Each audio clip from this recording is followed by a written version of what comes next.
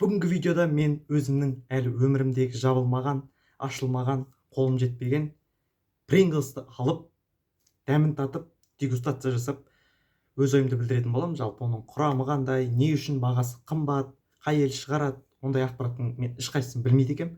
Егер видео қызық болса, менімен бірге болыңыздар.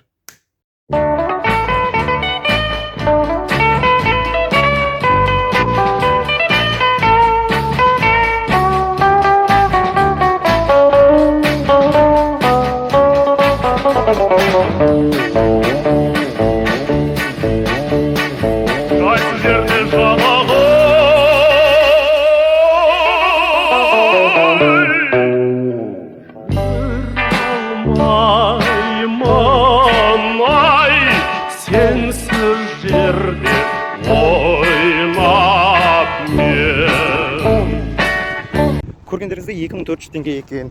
Басқа дүкендерде арзанба негізі қарауға болады, бірақ видео үшін мен ойыма тез кетті, тез видео түсіріп, тез барып келейін деген мақсат болды. Мен Смолдан алдым. Магнумде, сосын тағы бар. Галмартта қанша тұратынын білмейді екенмін. Сайттан қарап, немесе басқа нүктелеріне барып көру керек екен. Ыстықтан келдік енді. Ал ашып көрейік. 25 жылдың 31 шілдесінде шыққан, 2026 жылдың 30 қазанына дейін екен. Мерзімі өтпеген. Мен мына шетін оқып, қазақшаны іздеп отырсам, қазақша төбесінде жазылған екен. Мына жағында бүйтіп ашылатын бар.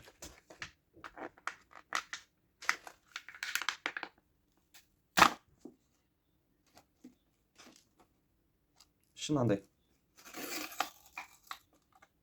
Мен ойлағам, онан пішінімен бірге бейт дөңгелектеніп толып тұрады деп сөйтсем жоқ. Қатар-қатар бірдей пішінде, бірақ мына шеңберге орташа келетін чипстер екен.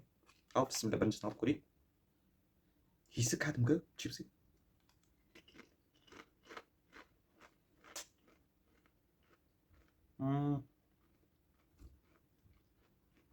Такой вкус деп айта алатын дегустатор демесін да. Кәдімгі картоп. Неге қымбат? Білмедім. Екеу жеп көрейік.